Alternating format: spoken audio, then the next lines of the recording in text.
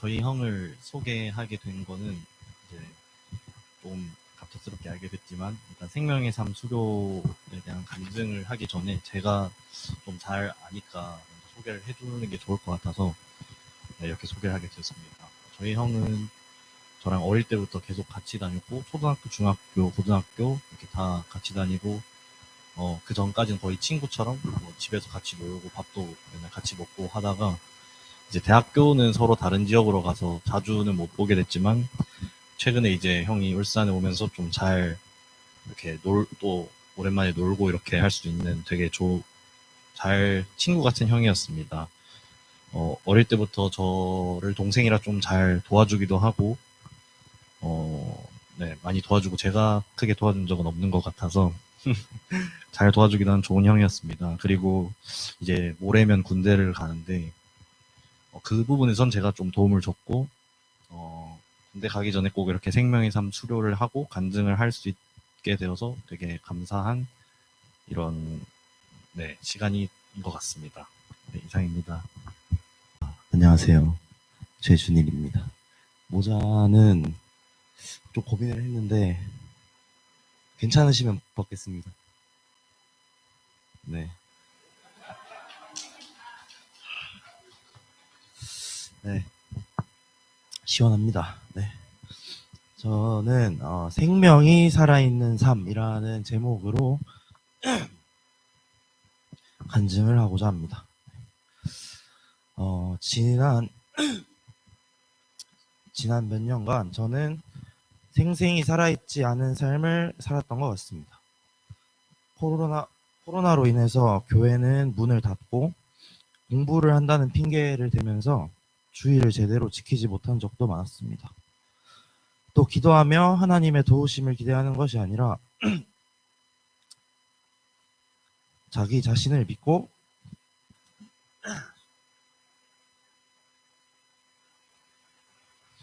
저만의 힘으로 모든 것을 해결하려 하였습니다. 이런 상황 속에서 제가 힘들 때 또 주님이 필요할 때만 기도를 하고 예배를 드리며 이기적이고 육신은 살아있지만 영적으로 산 것이 아닌 인생을 살았습니다. 처음 울산으로 내려오게 되었을 때 여러 가지 생각을 했습니다.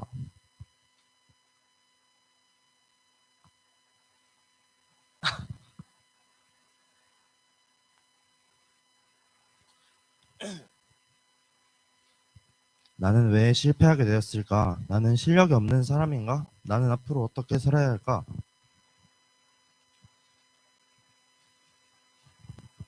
죄송합니다.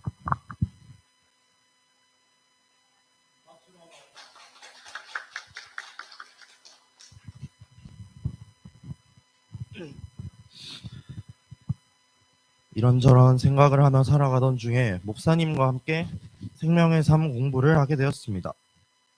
교회에서 하는 공부는 무려 10년도 더 전인 주일학교 이후 처음이라 매일같이 숫자와 영어만 보던 저는 정말 기대가 되었습니다.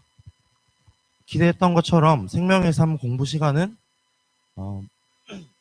목사님과 성경 공부뿐 아니라 많은 이야기를 하며 힘을 얻고 응원을 받는 즐겁고 유익한 시간이 되었습니다. 특히 인생에서 처음으로 성경을 열심히 그리고 의미를 생각하며 읽어본 것 같습니다. 목사님께서는 항상 성경을 통해 힘을 얻고 성경을 통해 문제에 대한 답을 얻어야 한다고 말씀하셨습니다. 처음에 성경을 읽고 요약을 할 때에는 그 말을 잘 이해하지 못했지만 시간이 갈수록 또 요약을 하면 할수록 성경의 글 이면에 있는 하나님의 음성을 조금씩 듣게 되었고 실제로 공부 중에 힘든 일이 있었을 때 성경을 읽으며 기도하는 중에 힘을 얻고 해결책을 얻기도 하였습니다. 그렇게 생명의 삶 공부를 하던 도중 저는 무언가 깨닫게 되었습니다. 왜 지금까지 나에 대한 생각만을 했을까?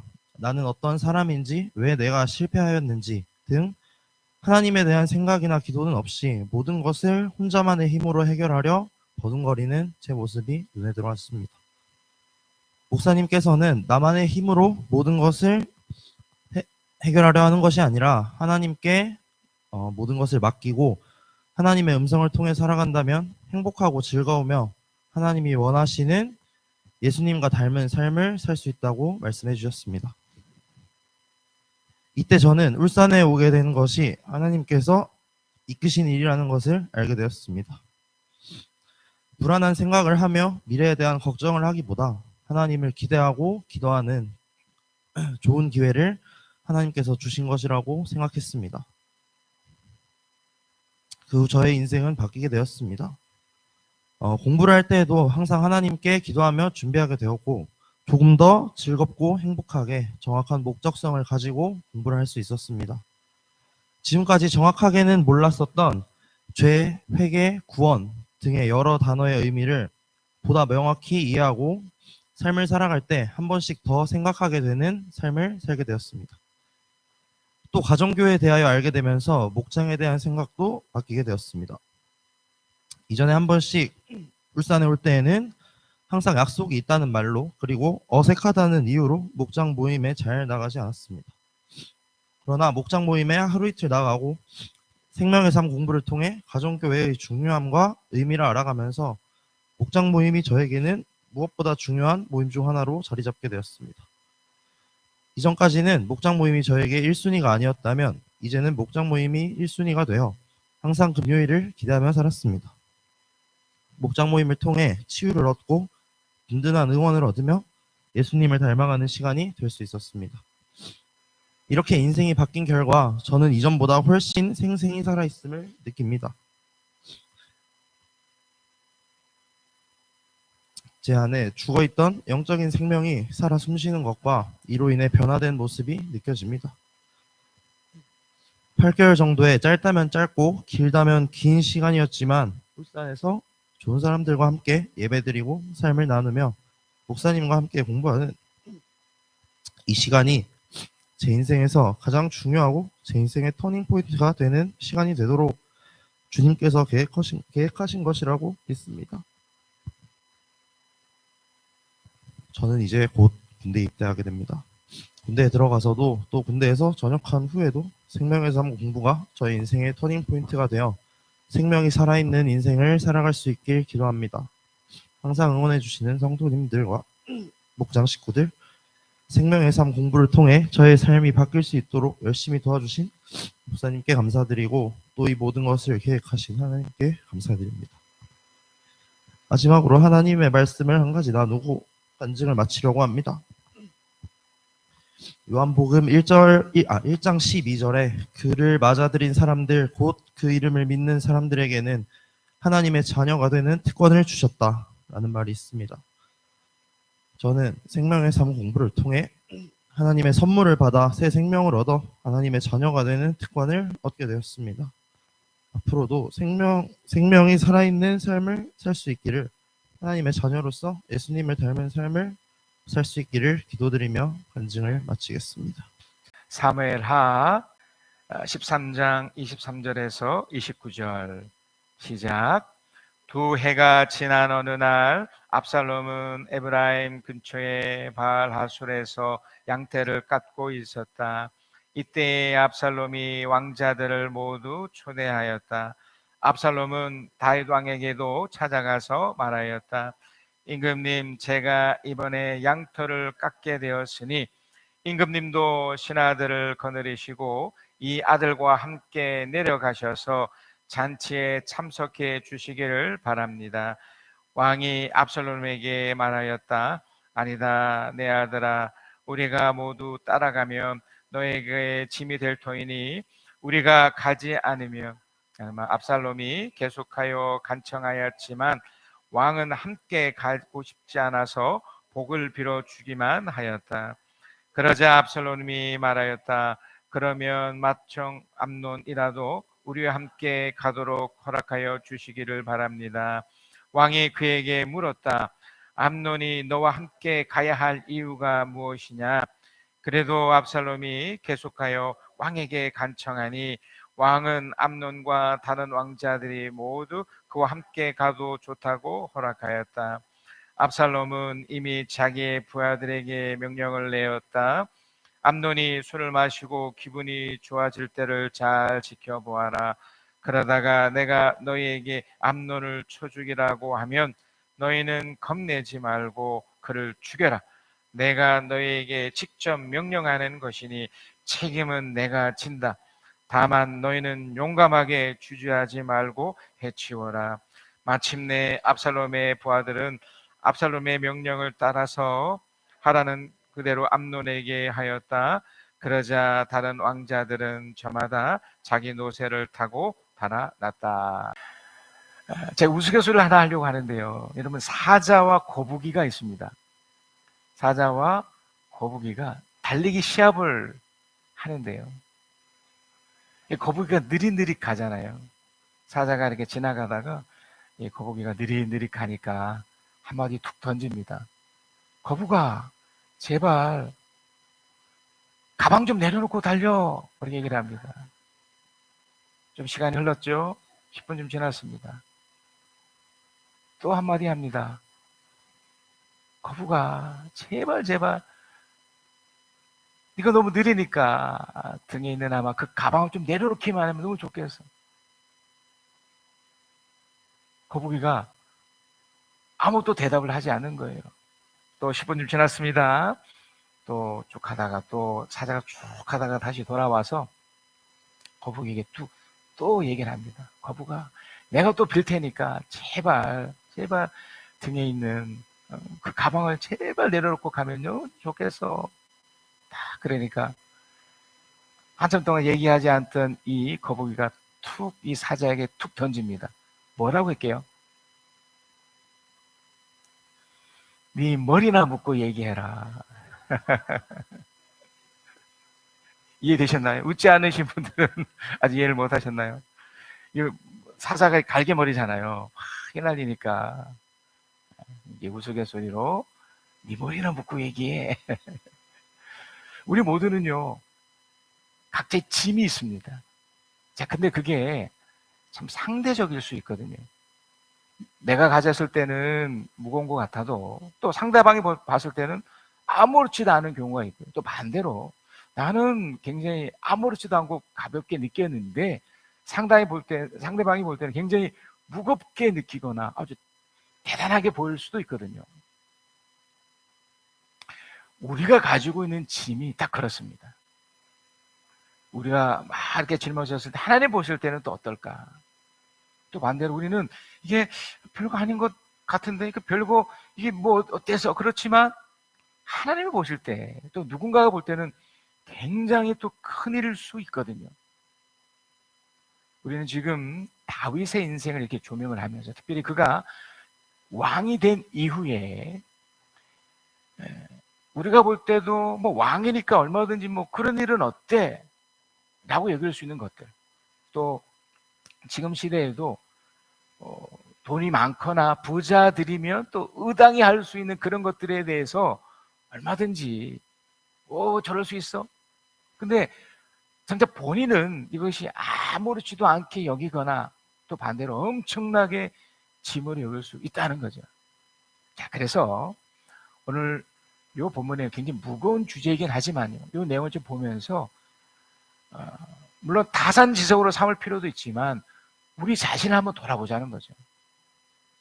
다윗이 있었던 이 사건들을 통해서 또 그의 아들들이 있었던 사건을 통해서 그게 어떤 사람에게는 그게 뭐 어때서 뭐 충분히 있을 수 있는 일일 수 있잖아 라고 축소할 수 있고, 또 어떤 사람은 야 엄청나네 대단한 거네 라고 또 읽을 수도 있거든요.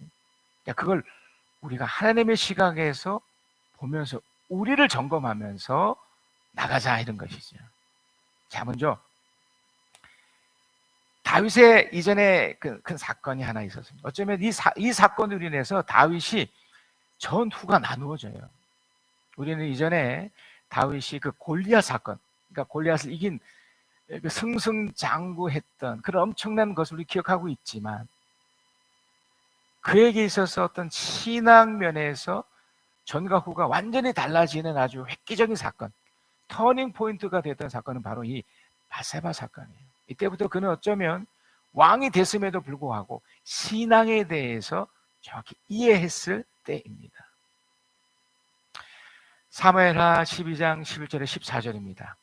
우리는 이미 바세바 사건을 알기 때문에 제가 더 설명하지 않겠지만 이후에 요단 선지자가 와서 그 내용을 지적하는 그 과정에서 하나님 심판 이야기를 해요.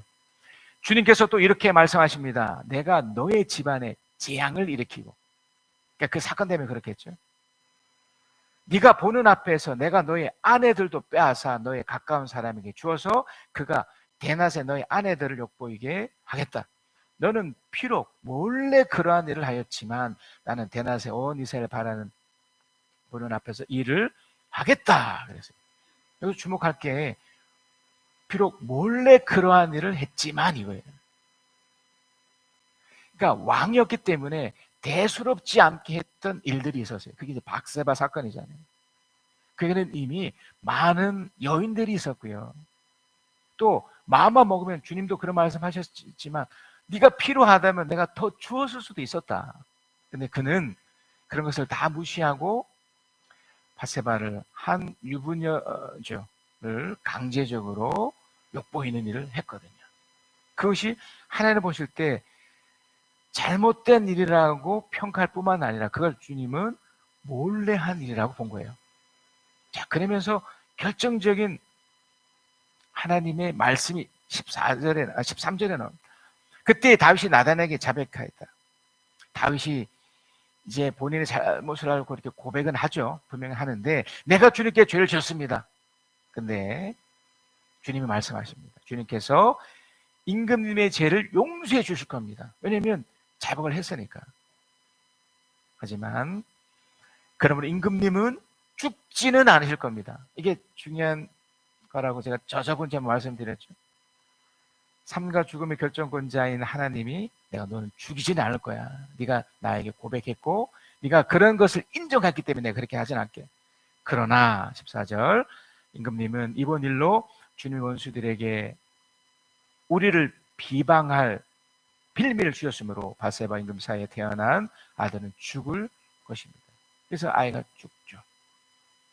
자, 우리가 볼 때는, 그러니까 왕이었던 다윗이 볼 때는 대수롭지 않은 그냥 몰래 한 그 일을 하나님은 굉장히 주목하셨던 겁니다.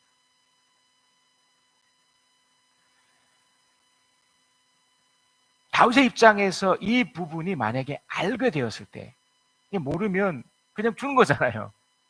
근데 알게 되었을 때 하나님은 다윗을 통해 또 우리에게 두 가지를 알려주셨던 겁니다. 하나는 뭘까요? 우리의 본래 모습을 정확히 보게 하신 거예요. 여기는 예외일 수 없습니다. 목사님 저도 그렇고요. 앉아 계신 여러분도 그렇고요. 영상에 참여하신 모든 분들에게도 본 마음이 있습니다. 다윗이 가졌던 본 마음. 그러니까 죄 속에 있는 그 마음이죠. 또 하나의 중요한 것은요. 그것 때문에 신앙을 좀 더 깊게 만날 수 있는 기회가 돼요. 우리가 왜 하나님께 감동을 느낍니까? 우리가 왜 나를 섬겨주고 도와주는 사람들로 인해서 행복해하고 감동을 느낍니까? 그건 부족한 나를, 또 어리석은 나를 위해서 기도해주고 섬겨주기 때문이죠. 하나님도 눈에 보이지 않지만 나의 부족한 모습을, 나의 이런 한계 같은 모습을 고백하고 자백하고 이걸 드러내준다면, 그걸 인정해준다면 하나님은 어김없이 기회를 주시고 그걸 돌이킬 뿐만 아니라 하나님 축복을 또 누리게끔 하신다는 거예요. 이 바세바 사건이 안타깝게 그의 아들 때까지 또 이어져 버려요. 물론 여기에는 이렇게 오해해서는 안 될 것이 하나 있습니다. 뭐냐면 아버지가 잘못했기 때문에 아들도 아버지 영향 따라 또 죄를 저질렀다. 충분히 그럴 여지는 있고요. 또 영향을 받을 수는 있지만 아직까지는 그건 아들의 몫이에요. 아들의 죄악이에요. 그러니까 아버지가 죄를 졌다 하더라도 상관없이 본인의 죄악으로 펼쳐진 거예요. 먼저 이 부분이 해석을 이렇게 되셔야 되는데요. 다윗에게는 여러 명의 아들 중에 암논이라는 첫째 아들이 있었습니다. 이 아들은 정말 훌륭한 아들이에요. 왜냐하면 다윗의 후계자였고 또 이후에 솔로몬이 나오긴 하지만 그러니까 다윗의 좋고 훌륭한 점을 가장 본받았던, 가장 많이 영향받았던 것이 암논이었거든요. 근데 그도 다윗이 가졌던, 또 우리 스스로 가졌던 그 원래의 그 본 마음, 하나님께 다뤄지지 않는 그런 악한 마음이 있었던 거예요. 다윗에게는 또 여러 아들이 있는데 그 중에 또 압살롬이라는 아들이 있었고, 또 다른 어머니에게서 나타난 그 압살롬의 누이 동생이었던 다말이 있었습니다. 이 암논이 이 다말을 향해 욕정을 품어요. 암논의 친구 이 요나답이라는 친구가 이 암논의 이 욕정의 마음을 알고서 부추기죠. 이 요나답이 굉장히 교활한 친구였는데 암논이 다말을 그런 좀 욕정의 마음이 있다는 것을 알고서 어떤 제안을 해요. 왕자님, 당신이 병든 채 하고 있으시면 다윗 왕께서 문병을 올 겁니다. 그렇게 되면 너희 동생인 다말을 좀 불러달라고 좀 하십시오. 그래서 다말이 시중 들리게 해서 그 다말과 사랑을 나누십시오. 뭐 이런 거였어요. 이 암논이 그 얘기를 듣고 실제로 그렇게 합니다. 여기서 여러분 주목해야 될 것이 뭐냐면 암논의 은밀함이에요. 그 바세바를 범했던 그 다윗도 은밀함이 있었죠. 비록 몰래 한 그 일이죠. 암논도 이것이 다 몰래 진행되고 있었던 거예요. 자, 그런데 다윗이 실제로 암논이 아픈 척한 것을 알고서, 그러니까 아픈 척한 그 자체는 몰랐지만 아프다는 소식을 듣고 찾아옵니다. 사무엘하 13장 7절. 다윗은 다말의 집으로 사람을 보내어서 지시하였다. 어서 네 오라비 암논의 집으로 가서 그에게 먹을 것을 좀 만들어 주어라. 여러분, 여기도 좀 재미있는 구절 하나 나오죠. 사람을 보내요. 그러니까 다윗도 그랬거든요. 다윗도 그 바세바의 집에 사람을 보내요. 그래서 지금 이 모든 과정이 굉장히 은밀하게 진행되고 있습니다. 그 과정 속에 다윗은 이 암몬의 마음을 알았을까요? 몰랐을까요? 하여간 다말이 왔어요. 다말이 와서 암논의 침실까지 오게 한 후에 그가 욕정을 풀어버립니다. 제 문제는요, 이것으로 끝난 게 아니었습니다. 암논은 더 그 본래의 마음, 더 악하고 못된 마음을 더 펼쳐 보입니다. 사무엘하 13장 15절 17절에 그렇게 욕을 보이고 나니 암논은 갑자기 다말이 어떻게 됐나요? 몹시도 미워졌다. 그러니까 인간의 본래 마음이죠. 여러분, 우리는 사랑하거나 또 누군가를 위해 뭐 기도한다든지 이게 있을 수 있는 존재가 아니에요. 지금 암논은 다윗도 마찬가지였지만 다윗의 후계 1순위예요. 그리고 그 어떤 왕자들보다 가장 뛰어난 왕이었어요. 그럼에도 불구하고 그가 지금 하고 있는 이 모습들과 그 마음의 상태를 보면 좀 끔찍하죠. 다말이 몹시도 미워졌다. 이제 미워하는 마음이 기왕에 사랑하는 사람보다 더하였다. 암논이 그에게 당장 일어나라고 소리를 버럭 질렀다. 15절, 그 다음에 16절. 그러자 다말이 암논에게 말하였다. 그렇게 하시면 안 됩니다.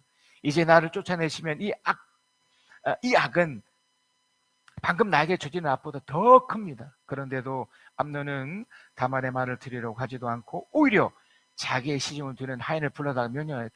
어서 이 여자를 내 앞에서 내쫓고 대문을 닫고서 빗장을 질러라. 여러분, 어떠십니까? 이 기사를 보면 마치 그 드라마에 나오는 장면처럼 또 어떤 그 뉴스에서 대서 특필할 수 있는 신문 같은 곳에서 나온 장면이기도 하죠. 어떻게 이런 일이 있을 수 있는가? 다윗도 이 부분을 얘기를 해요. 사무엘하 13장 21절. 다윗 왕은 이 이야기를 모두 듣고서 어떻게 합니까? 몹시 붕괴하였다. 자, 그런데 어떠한 조치도 할 수 없었고 해지지도 않았어요. 왜 그랬을까요? 이 모든 일들이 다 은밀하게 진행됐고 설사 이것이 밝혀진다 하더라도 누가 또 어떤 사람이 심판하고 펼쳐주겠습니까? 다윗 왕도 본인도 그랬던 적이 있었잖아요. 어떤 누가 이 부분을 명쾌하게 답을 줄 수 있는 사람이 있겠습니까? 어떠신가요? 이후에 또 이제 압살롬 사건이 변질이 돼요. 2년쯤이 지나요. 압살롬은 또 은밀하게 이 모든 것을 다 가슴에 품습니다.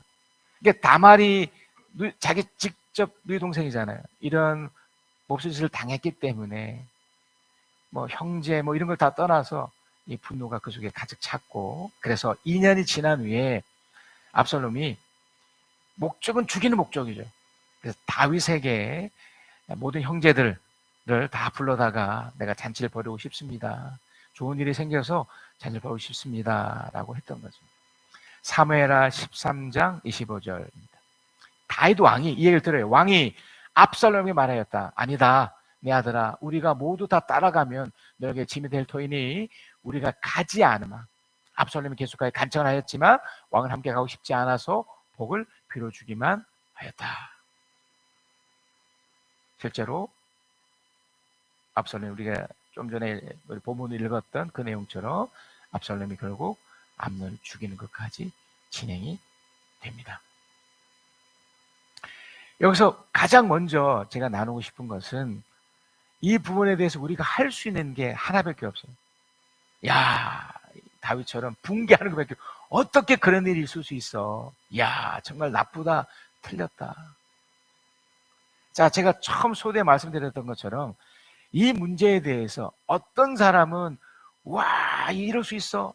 이렇게 보는 사람도 있지만 어떤 사람은 그게 어때서?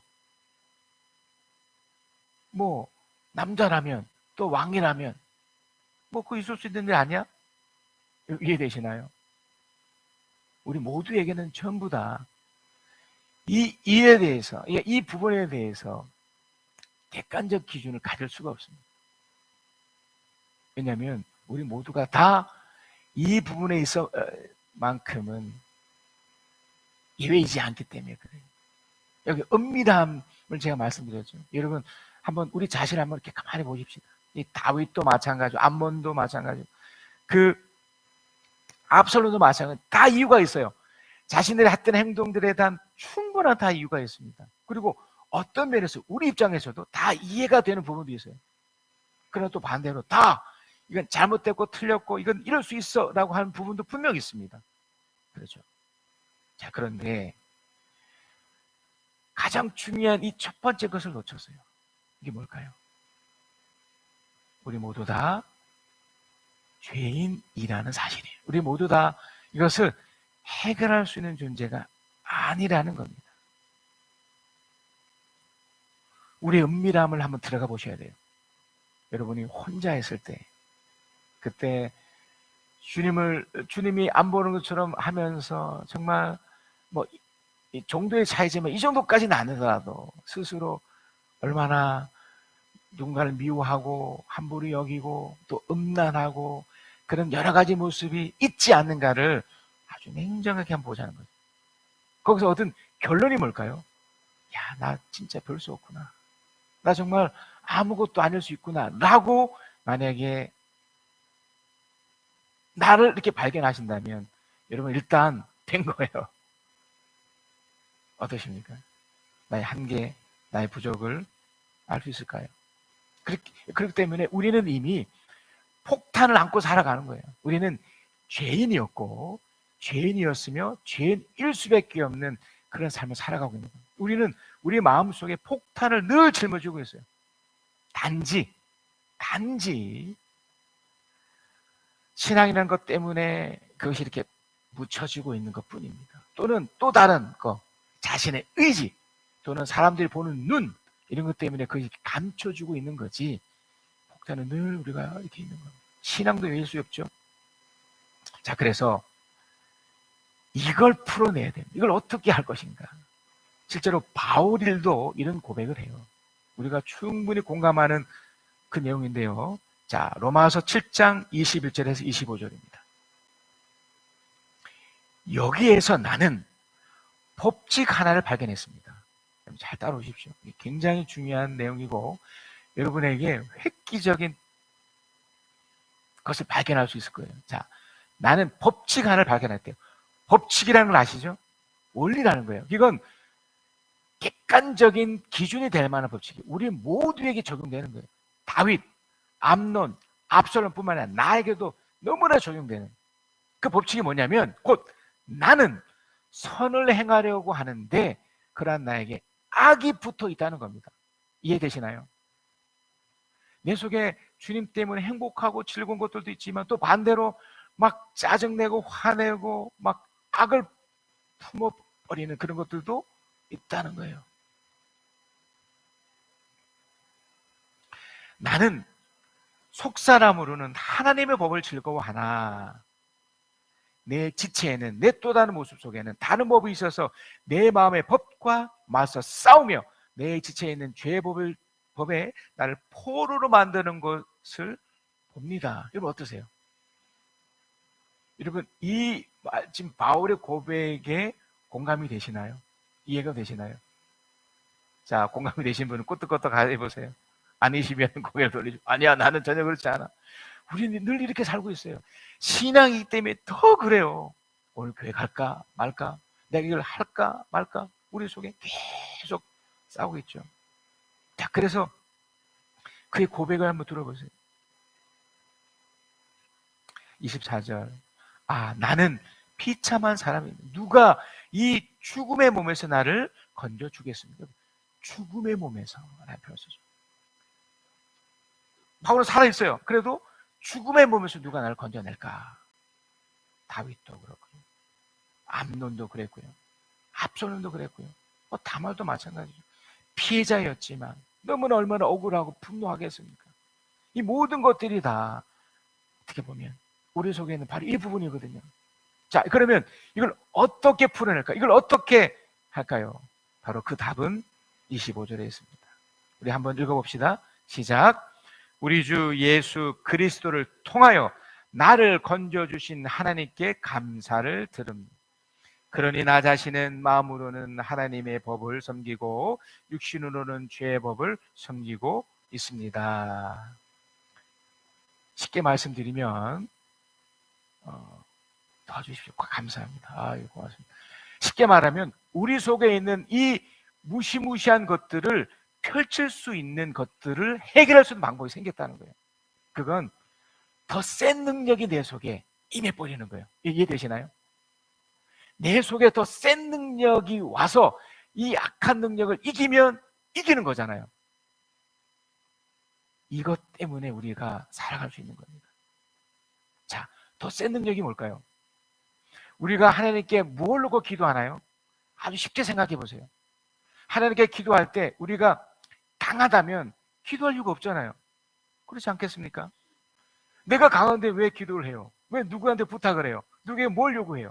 내가 약하니까, 내가 부족하니까 나보다 더 센 무언가 또 누군가에게 의존하고 부탁하는 거잖아요.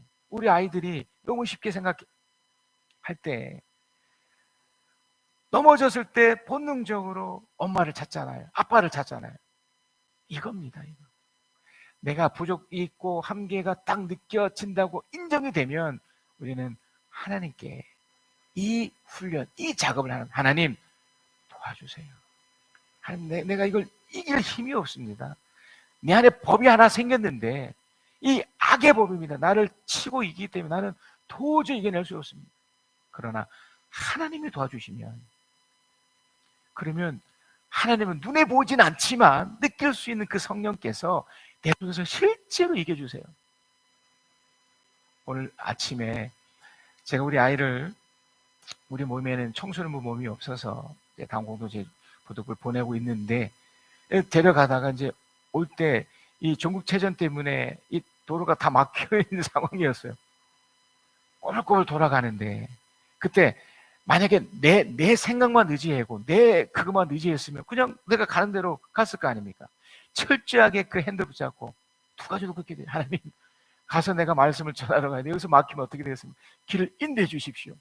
그때 진짜 이 머리카락은 쭈삐쭈삐 쓰고 초긴장 상태, 이겁니다. 이거 하나님을 향한 긴장 상태. 하나님 도와주십시오. 길을 열어주십시오. 이 막히면 끝납니다. 이 길로 갈까요? 저기로 갈까요? 그러면 실제로 이게 여러분 훈련이 안 돼서 그렇지 계속 하다 보면 마음에서 성님 음성이 틀린다니까요. 이쪽으로 가, 저쪽으로 가. 오랫동안 훈련이 되니까 이 속에서 딱 운전대 붙잡고 하나님 막히면 끝납니다. 실제로 이쪽으로 골목골목길을 갔었거든요. 놀랍게 제 시간에 들어왔습니다. 우리는 연약하고 부족한 존재이기 때문에 하나님께 의지하고 하나님 붙잡게 되면 어떻게 된다고요? 하나님이 반드시 도와주십니다. 이 훈련을 하셔야 돼요.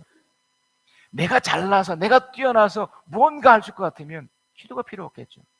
그래서 이번 주간에 특별히 더 이 훈련에 힘쓰셔야 돼요.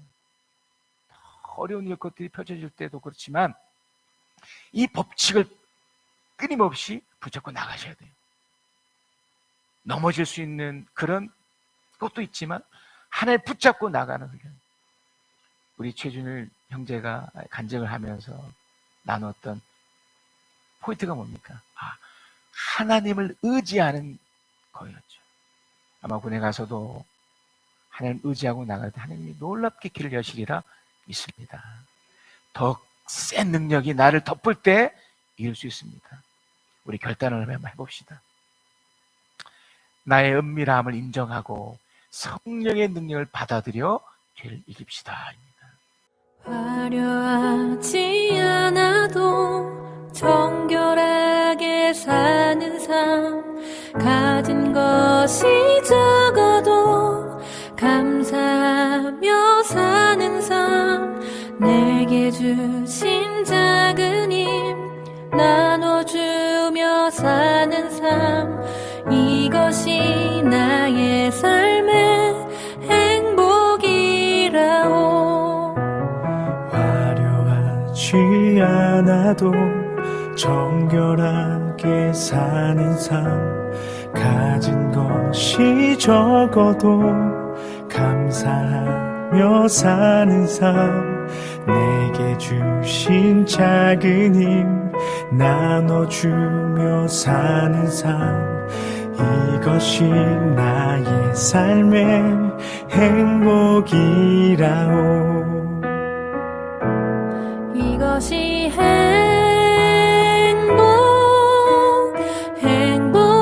행복이라오. 세상은 알 수 없는 하나님 선물, 이것이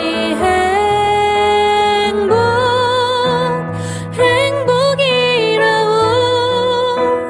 하나님의 자녀로 살아가는 것, 이것이 행복이라오.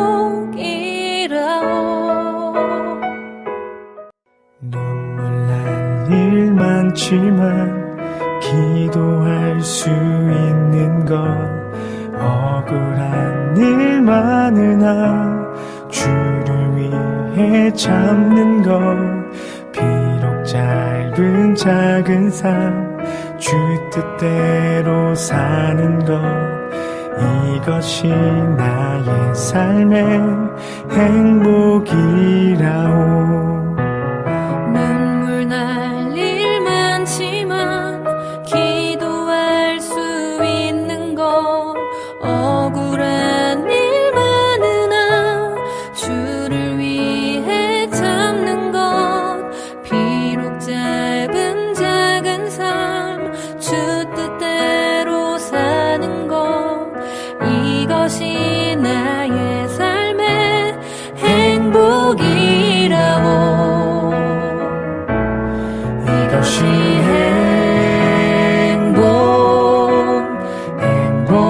행복이라오. 세상은 알 수 없는 하나님 선물, 이것이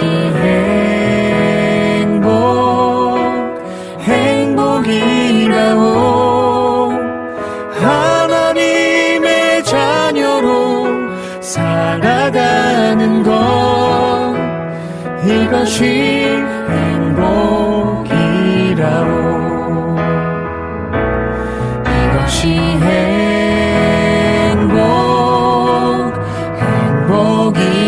행복이라오. 세상은 알 수 없는 하나님 선물.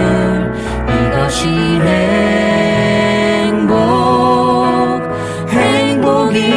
행복이라오. 하나님의 자녀로 살아가는 것. 이것이 행복이라오. 하나님, 우리 세롬자매가 또 반주를 이렇게 돕게 해주셔서 감사합니다. 하나님, 이 시간 우리 귀한 성도들 이 귀한 말씀을 듣고 우리 인학성이 있음에도 하나님 의지하여 나갈 때 하나님의 놀라운 축복이 계속해서 이어지리라 믿습니다. 하나님, 우리 성도들에게 힘을 주시고 능력을 부어 주시옵소서. 지금은 우리 주 예수 그리스도의 은혜와 아버지 하나님의 크신 사랑하심과 우리 주 성령 하나님의 이루하신 교통하심 함께 하심이 주의 말씀을 듣고 깨닫고 그 말씀대로 살겠노라 결단하고 결심한 하나님의 사람들 위에 지금부터 영과 같이 함께 계실지어다.